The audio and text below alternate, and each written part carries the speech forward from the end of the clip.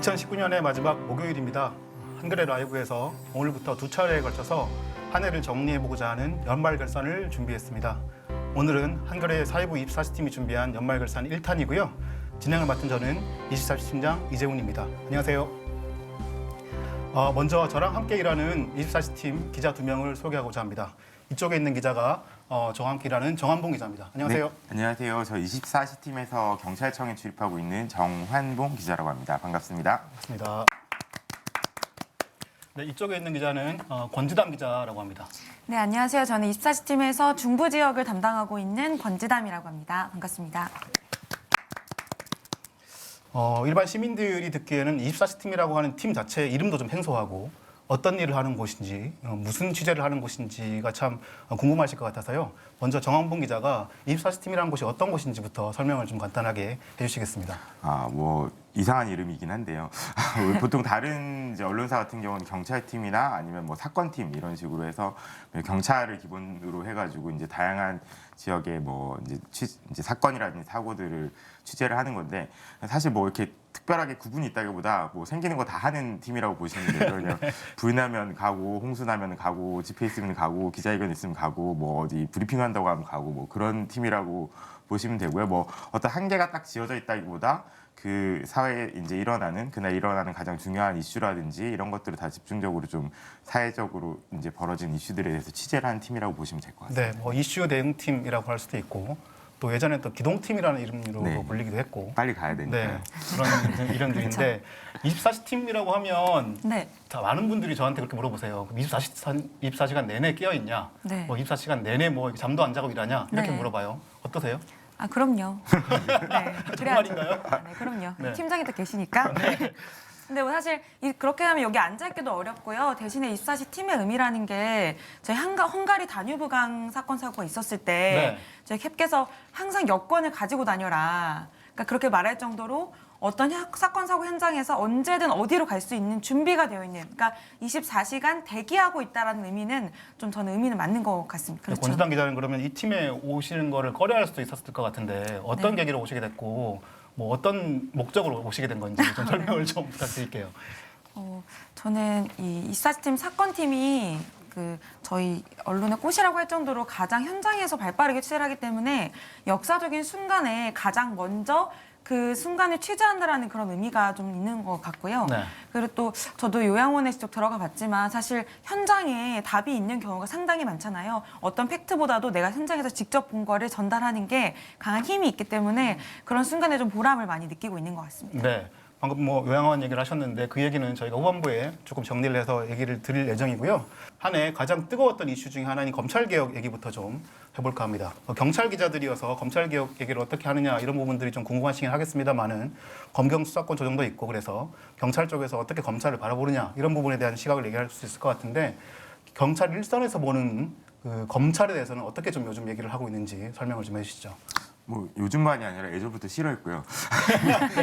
이제 디폴트 값이 싫어한 디폴트 값인데 이제 뭐 그건 다른 거라기보다는 이제 사실 지금까지는 경찰이 스스로 어떤 수사를 진행을 하더라도 이제 어떤 과정에서 이제 검찰의 수사 지휘를 받거나 네. 사건을 종결하는 뭐 의견을 낼 때도 이게 최종 의견이 아니라는 점들 때문에 좀 여러 가지로 좀 뭐 답답해하거나 이게 이제 좀 뭔가 외압에 의해서 이렇게 검찰이 우리한테 하는 게 아니냐 아니면 우리가 뭐 이제 하부 조직이냐 이런 이제 분노들이 있었고 그렇죠, 네. 더불어서는 이제 경찰이 수사하는 거에 있어서 가장 갈등이 됐던 건 영장의 문제인데요. 네. 가령 이제 경찰이 어떤 사건에 대해서 영장을 신청을 하면 이제 보통 경찰은 검찰이 영장을 신청을 하면 검찰이 그것을 이제 법원에 청구를 해서 법원이 이제 발부 여부를 결정을 하는 과정이거든요. 네, 근데 네.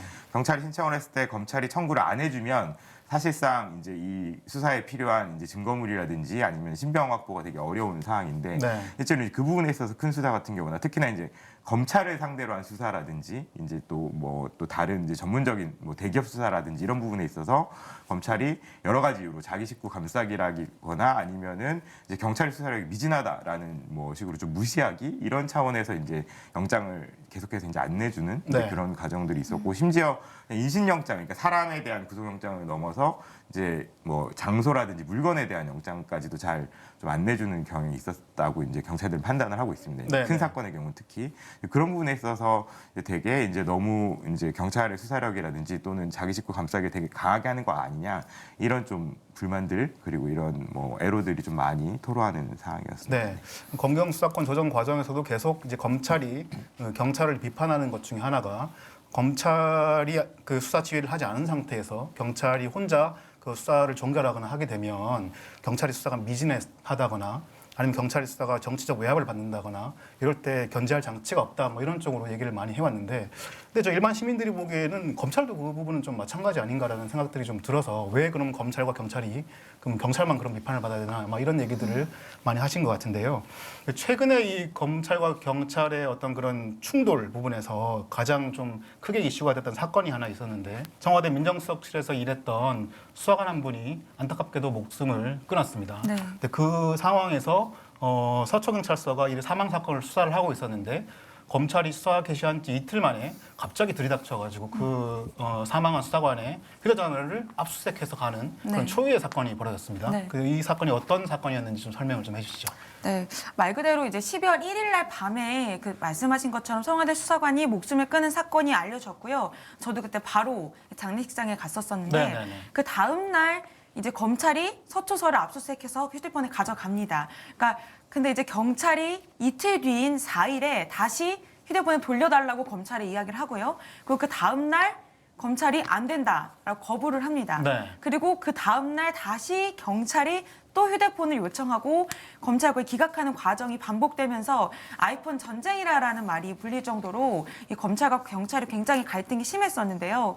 그러니까 이제 경찰은 이 수사관의 사망 경위나 그 전의 사건들을 파악하기 위해서 휴대폰을 달라라고 요청을 한 반면에 네. 검찰은 이게 지금 타살 혐의가 없기 때문에 의혹이 없기 때문에 줄 필요가 없다라고 거부를 하고 있습니다. 네. 근데 이게 처음에는 휴대폰을 확보하기 위한 전쟁으로 보였지만 이게 두 차례나 반복이 되면서는 사실상 검찰과 경찰 자존심 싸움처럼 보이면서 갈등이 점점 커졌던 것 같습니다. 네. 근데 검찰 입장에서 경찰서를 압수수색해서 어떤 증거물을 수사가 진행되고 있는 뭐 아주 많이 진행된 상황도 아닌데 갑자기 이렇게 들이닥쳐가지고 압수수색을 한 거잖아요. 이런 일들이 이전에도 있었나요? 뭐 이제 검찰이 경찰을 압수수색하는 사례들은 좀 많이 있었고 예전에 네. 뭐 디도스 사건 때도 이제 있었고 이제 뭐 이런 이제 그 수사 기록을 가져간다거나 이제 뭐 기록들을 가져가는 거 최근에 또 정보경찰 관련해서도 네. 여러 차례 압수수색은 있었죠. 근데 이거는 사실 이제 경찰의 범죄라기보다는 이제 다른 형태의 변사 사건에 대한 그렇죠. 어떤 네. 수사인데 이걸 가지고 이제 압수수색이 들어온 건 이례적이라고 하고요. 실제로도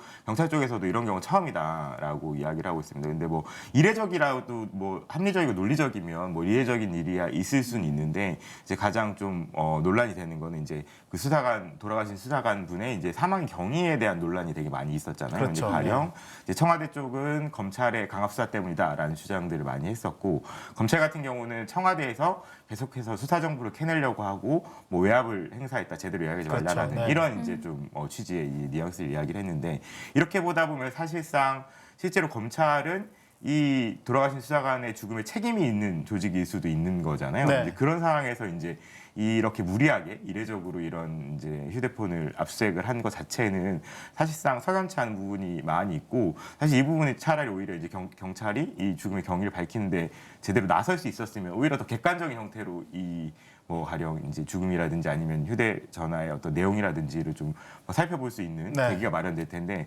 실제로 그 양 당사 중 청와대와 검찰이란 양 당사자 중에 한 명인 검찰이 이걸 압수수색을 그것도 이례적으로 했다라는 두 가지 요소가 좀 겹쳐지면서 약간 이제 무리가 아니었나라는 네. 이야기들이 나오고 실제로 뭐 풀면 모르겠는데 네, 네, 네. 풀지를 그렇죠. 못하고 있어서 네네네. 말씀하신 대로 이제 네.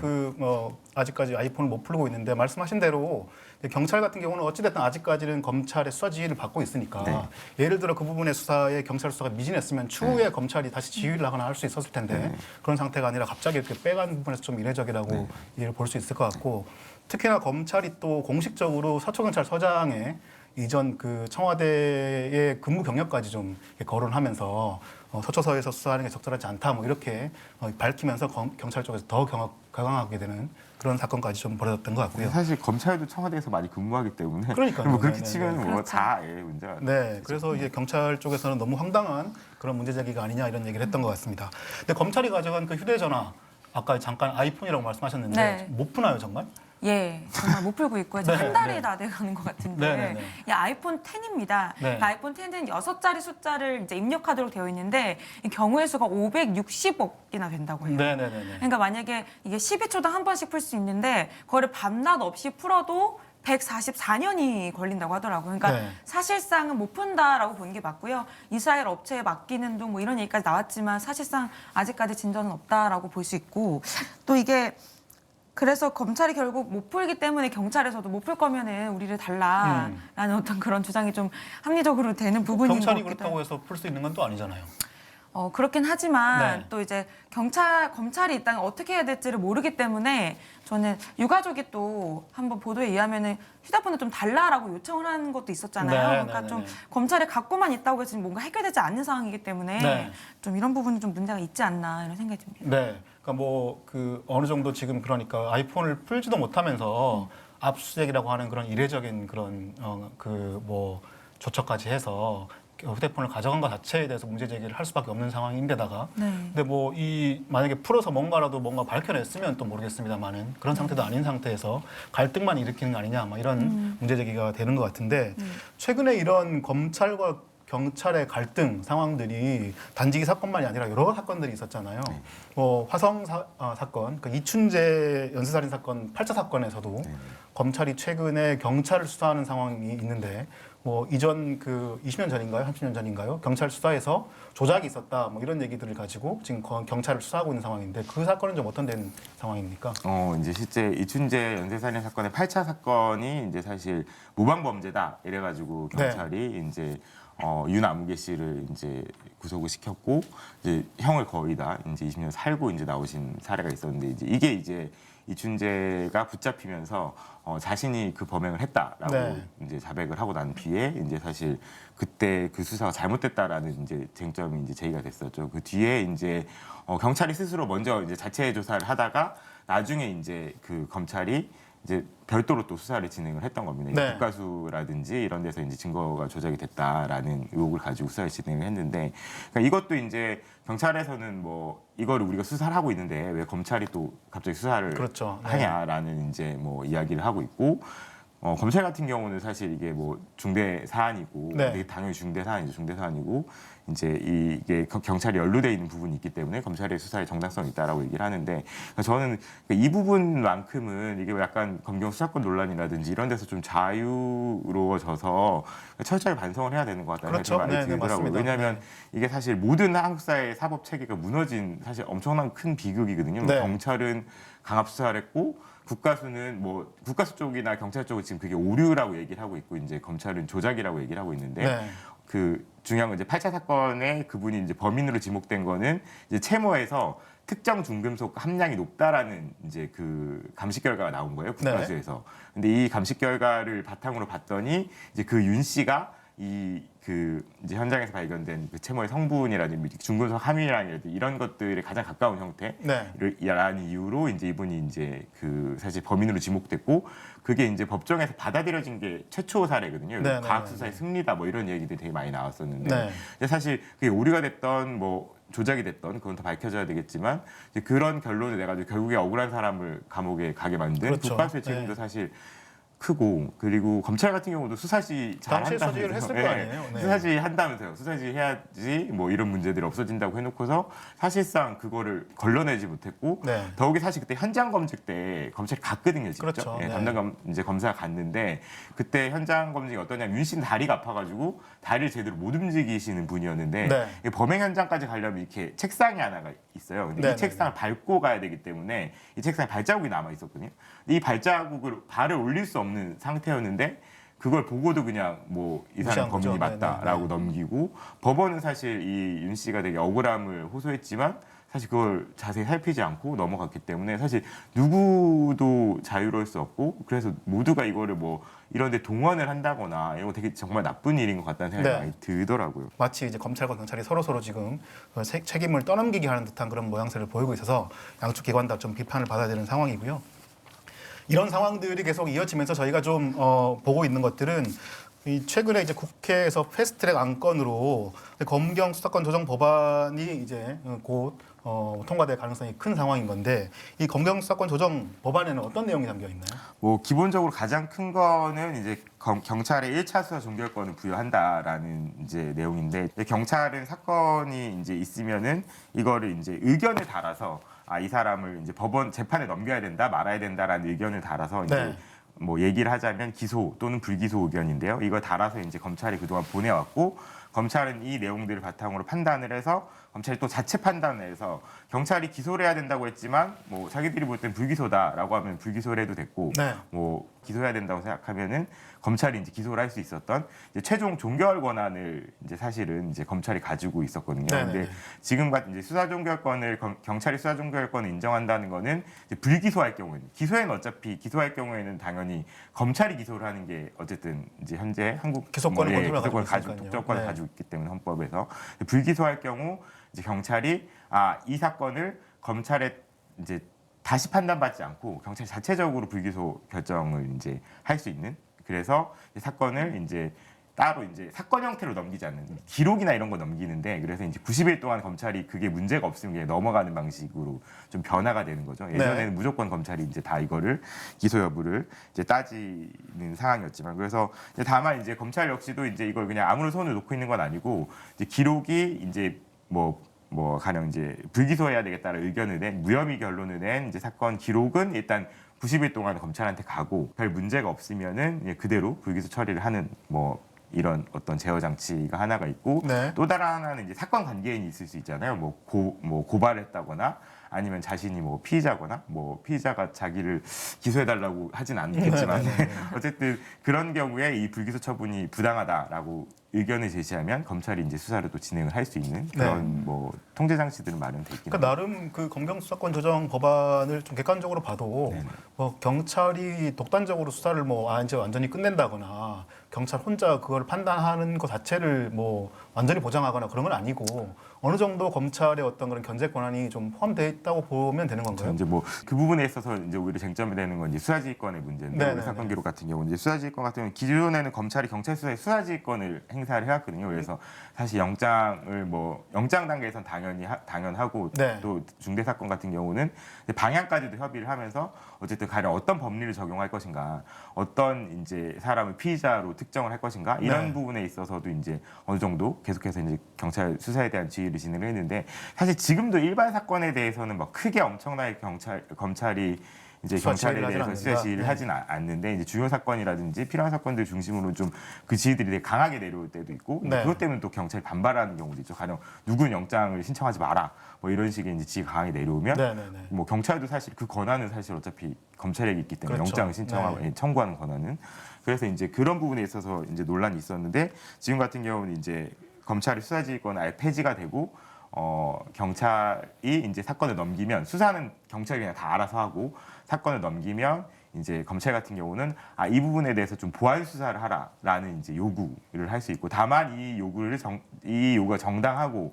이 정당한 요구를 경찰이 받아들이지 않을 때는 이 해당 경찰관에 대한 직무 배제를 검찰이 요구할 수 있는 네네. 뭐 그런 정도의 게 있는데 뭐 이제 그런 부분이 있어요. 뭐 검찰의 주장이 뭐 다 뭐 잘못됐고 경찰의 주장이 뭐 다 옳고 뭐 이런 건 아닌 것 같고 그렇죠. 네. 사실 아무래도 수사지가 줄어들면 어쨌든 이게 사람의 인신을 가지고 움직이는 일이잖아요. 아까 보셨겠지만 그 화성 8차 사건 같은 경우도 그렇죠. 네. 아무리 촘촘해도 사실은 어떤 측면에서 이제 뭐 사실 더 촘촘해야지 인권이 보장될 수 있는 가능성이 높다라고 보이는 지점도 있고 근데 그렇다고 하더라도 이제 이런 방식으로 그럼 그 촘촘한 수사지나 뭐 가령 이제 수사 종결권을 결국에는 검찰이 최종적으로 가지고 있는 게 이제 촘촘하게 한 방식이냐 뭐 이런 논란은 계속 있을 수 있다고 생각합니다. 근데 어쨌든 간에 이제 그런 인권 보호를 위한 되게 견제 장치들은 충분히 이 안이 통과되더라도 마련이 되고 실무적으로도 가장 중요한 건 결국에 실무에서 어떻게 진행되느냐이기 그렇죠. 네, 때문에 각 기관이 서로의 어떤 뭐 알력이라든지 아니면 기관 이해라기보다도 뭐 진짜로 그러면 내가 힘이 세야 되고 네가 힘이 세야 되고가 아니라 정말 수사를 받는 국민들 뭐 또는 고발을 하는 국민들 고소를 하는 국민들이 어떻게 더 잘 좋은 수사를 받을 수 있고 아니면 인권이 보장된 수사를 받을 수 있고 또 사건이 좀 실체 진실을 잘 규명할 수 있느냐 이런 데 좀 초점을 맞춰서 건설적으로 좀 논의가 좀 진행됐으면 좋겠다는 얘기죠. 네. 일단 이 수사권 조정 법안에 대해서 뭐 계속 뭐 그 검찰과 경찰 일선의 반응들이 나왔었는데 네. 권지단 기자가 검찰의 입장은 어떻고 경찰의 입장은 어떤지 간단하게 좀 정리를 좀 해주시죠. 그러니까 말씀하신 것처럼 검찰 입장에서는 자기가 가진 거를 뺏겨야 되는 상황이잖아요. 네. 특히 지휘권이나 이 종결권은 어마어마한 거기 때문에 본인들이 이거를 뺏겼을 때, 즉 경찰에 넘겨줬을 때 경찰의 통제가 안 될 거다 이런 입장을 내놓고 있고요. 반면 경찰은 아까 정한분 기자가 말씀하신 것처럼 재수사나 보완 수사를 할 수 있고 또 이의 제기를 하면 검찰이 수사를 할 수 있는 열어뒀잖아요. 이런 부분이 충분히 통제가 가능하기 때문에 절대 이거는 뭐 합리적이다라고 이제 반발을 하고 있는 상황입니다. 네네네.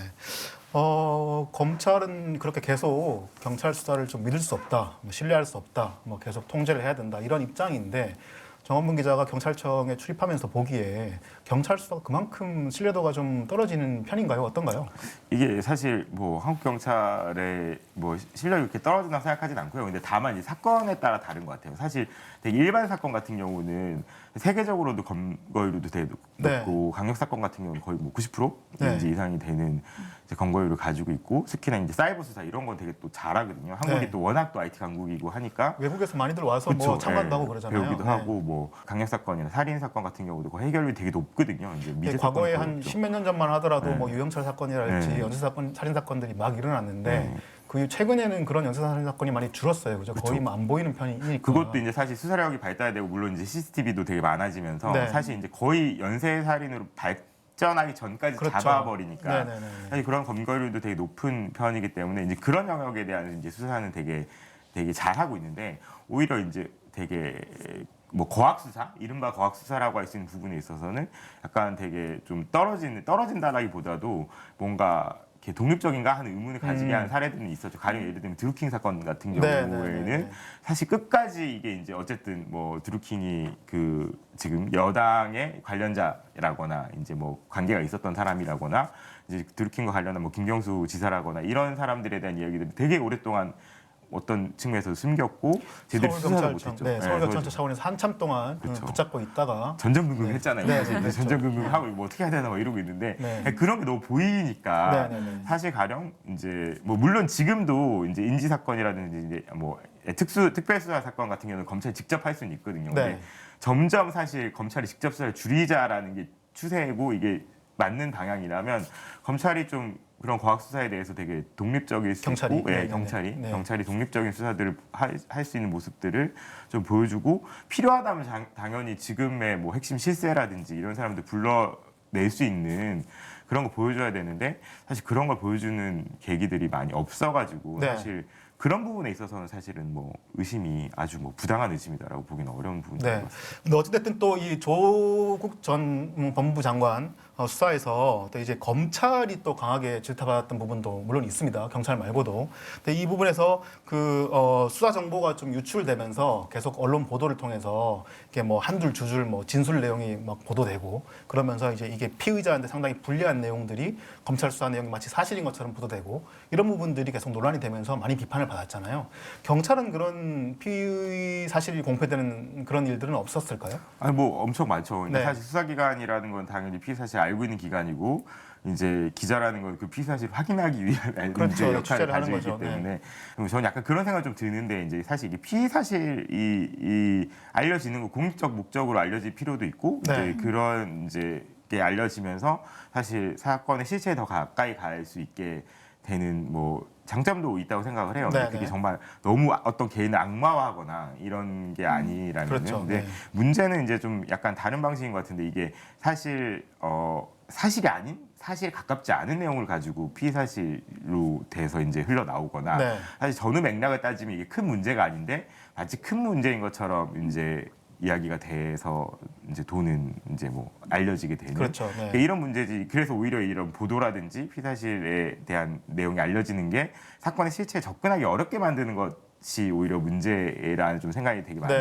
들더라고요. 최근 과정을 거치면서. 근데 이제 가령 검찰 같은 경우는 그게 되게 몰입해서 검찰청에만 다 있잖아요. 네. 기자들이 다 검찰청에만 있고 그게 사실 이들의 이제 검찰 출입 기자의 업무들이기도 하고 그 얘기들이 이제 되게 빠르게 퍼질 수 있는 어떤 내용이라든지 그래서 이런 부분들이 빠르게 퍼지다 보면 사실 경쟁이 또 되게 격심할 수밖에 없고 네. 뭐 이런 측면이 좀 많이 작용을 한 부분도 있는 것 같아요. 그렇다고 해서 지금까지 검찰 기자들이 쓴 피의 사실에 기반한 기사들이 다 잘못됐나 그렇게 생각하지는 않거든요. 네, 네, 어떤 건 정말 이것 때문에 사실관계에 가까이 다가갈 수 공익적인 있었던 목적을 거죠. 가진 네. 모두 상당히 근데 많았죠. 이제 어떤 네. 순간은 되게 뭐 이런 안 좋은 보도라고 하면 이제 내일이 뭐 가령 이제 구속영장을 실제 심사가 있는 날인데 이날 오전에 이런 내용이 나가야지 실제 심사에 영향을 그렇죠. 어느 정도 줄 수 있겠다라는 판단으로 뭐 보이는 기사들도 많이 있을 수 네, 있는 맞습니다. 네. 거잖아요. 이제 그런 뭐 그거 자체가 나쁘다기보다 그런 게 되게 노골적인 의도인 방식으로 계속해서 반복되다 보면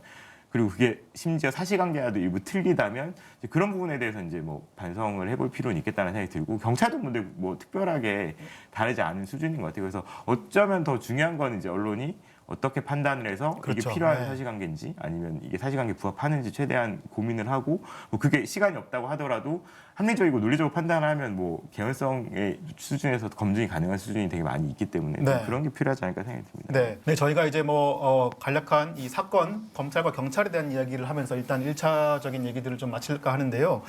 24시팀 기자의 눈으로 봤을 때 두 분이 보기에 이렇게 수사권을 두고 두 개의 수사기관이 어떻게 보면 도찐개찐이잖아요. 이 두 기관이 다투고 있는 부분을 좀 이렇게 어떻게 봐야 될까라고 하는 시선들이 좀 나름의 어떤 그런 의견들이 있을 것 같아요. 그 의견들을 한 명씩 좀 들어보고 이 주제를 마치도록 하겠습니다. 저부터요? 네. 뭐 저는 뭐 무슨 생각하는지는 별로 관심은 없고요. 어쨌든 네.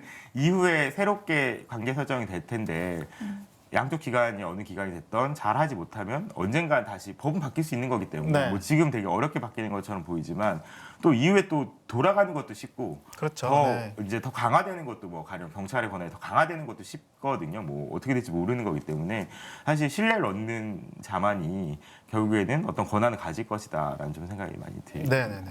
오지다 기자는 어떻게 보시나요? 사실 현장에서 취재하다 보면 이제 검찰과 경찰에 대한 국민들의 신뢰도가 굉장히 떨어져 있다는 생각이 들거든요. 네. 그러니까 서초동에 나가서 촛불 집회를 시했을 때도 검찰을 못 믿겠다라고 검찰 개혁을 외친 것이고 제보를 저희가 받다 보면은 경찰을 못 믿겠어서 언론에 좀 도와달라라고 메일을 보내시는 분이 많아요. 네, 그러니까 그렇죠. 그만큼 지금 두 기관의 싸움은 있지만 신뢰도가 바닥인 상황에서 어쨌든 결과물로 꾸준히 보여서 국민들이 정말 수사권이든 종결권이든 줘도 되겠다라는 믿음을 주는 게 중요한 것 같은데 네. 사실 검찰은 최근에 봤을 때 거의 밥 먹듯이 압수수색을 할 정도로 좀 압수수색을 좀 많이 하는 부분이 있는데 네.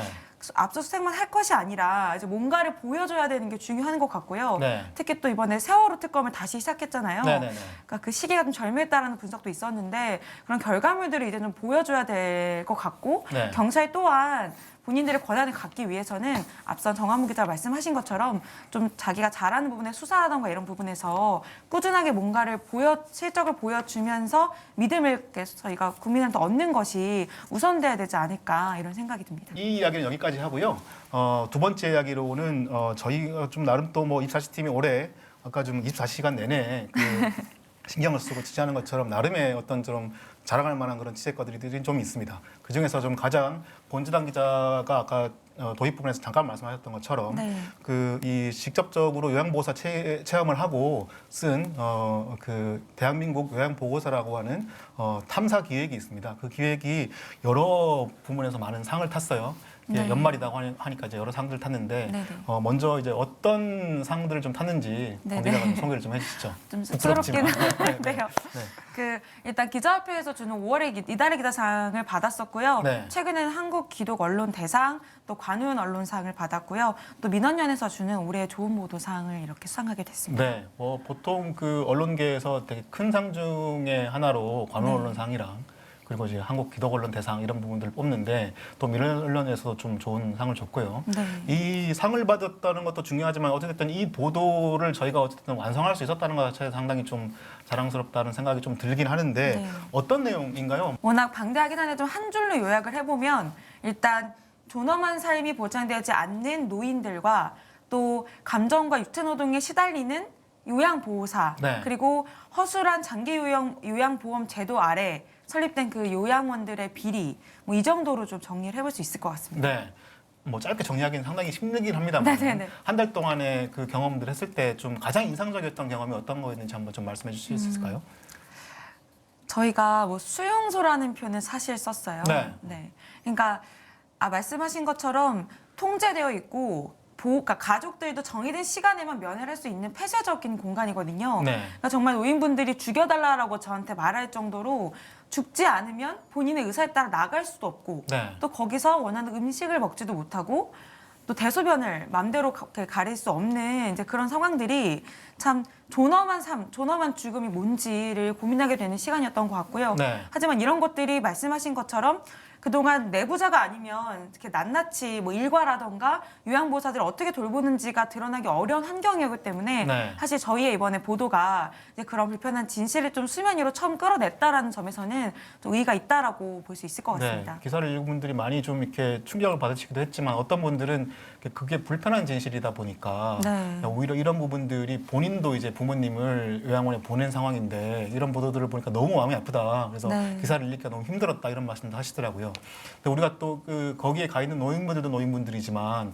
거기서 일하고 있는 요양보호사들의 노동 조건, 네네. 근무 환경 이런 부분도 좀 뭐 그 같이 직접 일하시면서 체크를 하셨잖아요. 그러니까 지금 법에 따라서 노인 2.5명당 요양보호사 1명이 보도록 되어 있는데 이게 어떤 연차라던가 교대 근무를 배제한 상황에서 따졌기 때문에 네. 저도 9명을 최대한 보는 경우가 있었단 말이에요. 네네네. 근데 그러다 보면 확실히 눈길이 한 번 덜 가고 손길이 한 번 덜 갈 수밖에 없고요. 네. 그러다 보니까 저희가 처치를 해야 된다라는 표현을 썼던 기억이 납니다. 네네네. 그러니까 밥을 준다기보다는 이제 막 입에 밀어 거의 넣거나 꾸역꾸역 이렇게 네. 넣는 거죠, 그죠? 근데 뭐 방을 여러 개를 뛰어다니면서 밥을 줘야 되기 때문에 저도 처음에는 굉장히 정성스럽게 하려고 했지만 그럴 수밖에 없는 현실적인 조건들이 있었고 네. 또 이게 강도가 센 반면에 최저시급 8,350원을 똑같이 받기 때문에 사실 중장년 특히 65세 이상의 어머님들이 일을 할 수밖에 없는 그러니까 저임금 일자리로 전락해버린 이런 상황들이 노동 서비스의 질마저 낮게 할 수밖에 없는 이런 굴레가 있다라는 점을 확인할 수 있었습니다. 네. 사실상 결국 민간에 위탁해서 그 노인들의 그 존엄한 죽음을 보장하지 못하는 상황들이 방치된 게 아닌가 이런 생각들이 드는데 결국 이 보도가 나간 이후에 문재인 대통령도 그 수석비서관 회의에서 네. 이 보도에 대해서 언급하면서 대책을 마련하라라고 이제 지시를 했는데 대책이 후속 조처가 나왔습니까? 어떻습니까? 네, 아직 나왔고요. 일단은 말씀하신 것처럼 저희가 5월 10일 날 처음으로 영상을 발표를 했었는데 6월 중순에 대통령이 반부패 정책협의회에서 이 비리 요양기관을 근절하라는 말을 했고요. 네네네. 그 다음에 9월 달에 저희가 단독으로 보도를 했었는데요. 장기요양보험법을 개정을 지금 보건복지부가 준비하고 있다라는 네. 기사를 저희가 말씀을 드렸습니다. 크게 두 가지인 것 같은데 지금은 비리 요양기관에 대해서 형사처벌할 수 있는 것들이 없거든요. 네네네. 하지만 이번에 개정안이 준비하고 있는 내용에 이런 비리 요양기관을 그러니까 뭐 벌금이라던가 형을 내릴 수 있도록 하는 법을 고민하고 있다라는 것과 또 지금 비리 요양기관을 의무적으로 공개해야 되지는 않거든요. 네. 일부 지자체들이 자체적으로 공개를 하고 있는데 저희가 24곳만 비리 요양원이 공개됐다라는 보도도 이제 단독으로 한 바 있습니다. 네네네. 근데 이런 것들도 의무화하는 방향이 같이 담길 것으로 보입니다. 네, 저희가 또 이사시팀에서 여러 기사들을 많이 준비해 왔었는데 1년 동안 보도를 많이 했고 정원봉 기자가 보시기에 올 한 해 동안 좀 저희가 쓴 그 뭐 요양 보고서만큼이나 정성을 들였었는데 생각보다 좀 이렇게 많은 부분들 시기나 뭐 이런 부분들 이유 때문에 주목을 못 받아서 좀 아쉽다 싶은 기사가 있으면 하나 좀 소개를 해주시고 어떤 보도인지 좀 말씀을 좀 해주시죠. 네, 뭐 다 주목받은 것 같고요.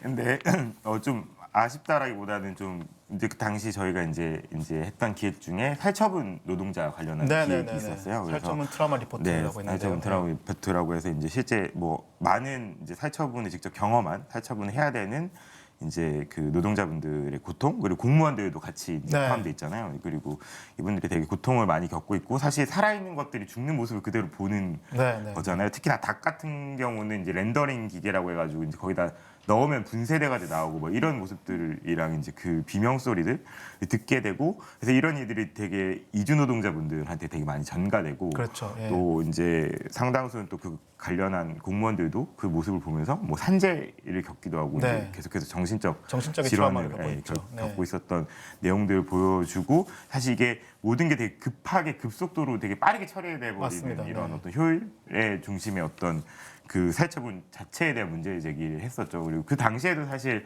많은 분들이 관심을 가져주셨는데 사실 그게 좀 더 빠르게 정부라든지 이런 곳에서 좀 고민을 하고 대책이 마련됐으면 최근에 이제 또 돼지열병 그렇죠. 때문에 네, 문제가 있었잖아요. 그 전에 사실 비슷한 문제가 반복돼서 드러났거든요. 네. 뭐 가령 침추수 유출됐다라거나 이 북쪽 그 지역에서 이제 침추수 유출돼가지고 강이 뭐 오염되는 네. 뭐 이런 식의 강이 핏물로 물들고. 오염됐었던 네. 이제 그런 것들도 사실 그런 고민들 하에서 좀 더 신경 썼으면 좀 더 달릴 수 있지 않았을까라는 좀 아쉬움이 좀 들어서 네. 좀 뭐 앞으로도 좀 더 많은 변화라든지 이런 것들을 이끌어낼 수 있는 그리고 그것들을 좀 실제로 그게 문제라고 생각되면 정부 기관에서 좀 빠르게 좀 대책을 세우고 좀 변화를 이끌어 나가는 그런 좀 뭐 과정들 그게 사실 좋은 언론과 정부의 관계인 것 같거든요. 네, 뭐 네. 경찰과도 마찬가지고 검찰과도 마찬가지고 그런 좀 선순환이 이루어질 수 있는 게 좀 잘 있었으면 좋겠고 그러기 위해서 또 저희도 열심히 또 취재하고 노력을 하도록 하겠습니다. 네. 그리고 또 연말 결산이다 보니까 마지막 질문으로 좀 그 내년 이제 뭐 얼마 안 남았어요. 며칠 안 남았는데 내년에는 또 한겨레 24시팀이 어떤 보도로 이 독자들을 만날 것인가가 또 나름 뭐 이렇게 궁금하기도 하실 텐데요. 어떤 부분들의 좀 보도가 좀 남아 있을까요, 권재당 기자가? 저희 노동자의 밥상이라고 해서 네. 노동자들이 먹는 밥 그리고 그들의 하루 일과를 저희가 좀 직접 따라다니면서 보도를 할 예정인데요. 네. 사실 저희는 오늘 점심을 뭐 먹을지 저녁을 뭐 먹을지 이런 가벼운 질문들을 일상적으로 하지만 사실 현장에 노동자들 중에서는 이런 점심 저녁을 제대로 깻잎을 때우지 못하는 분들이 많거든요. 그렇죠. 네. 예를 들어서 뭐 샛별 노동자 그러니까 샛별에 아침 일찍 새벽에 택배를 해야 되는 노동자라던가 샛별 배송을 배송을 해야 되는 노동자들이라던가 또 철탑위에서 농성 중인 분들 그리고 또 폐질해 주시는 노인들 등 이렇게 우리가 쉽게 옆에 있진 않지만 각 곳곳에서 이렇게 힘들게 일을 하시면서 밥을 제대로 먹지 못하는 분들을 저희가 현장 취재를 했는데요. 현장을 따라다니기도 하고 직접 기자가 체험을 하기도 하는 등 다양한 형식으로 좀 생생하게 전달해 드릴 거니까요. 기대를 많이 해보셔도 될 것 같습니다. 네. 솔직히 이렇게 좀 그 소외된 노동자들은 어떻게 밥을 먹을까 이 부분들이 좀 궁금해서 이 기획을 시작했고 그 부분들을 좀 각 팀원들이 한 군데씩 나눠가면서 이렇게 취재를 하고 있는데요. 1월 1일자부터 저희가 기사를 하나씩 내보내서 사진과 함께 여러분들과 만나볼까 합니다. 많은 기대를 좀 부탁드리고요. 저희는 또 뭐 그 취재도 해야 되고 또 오늘의 기사를 써야 되기 때문에 방송은 여기까지 하겠습니다. 네, 한겨레 라이브 시청자 여러분, 저희는 항상 최선을 다해서 현장을 챙기고요. 또 누구보다 더 소외되고 목 없는 사람들의 어떤 상황들을 챙겨서 24시팀이 늘 현장에 달려가서 여러분들에게 전할 예정이니까 많이 응원을 해주시고요. 저희는 내년에도 최선을 다하는 24시팀이 되겠습니다. 네, 고맙습니다. 안녕히 계십시오. 네.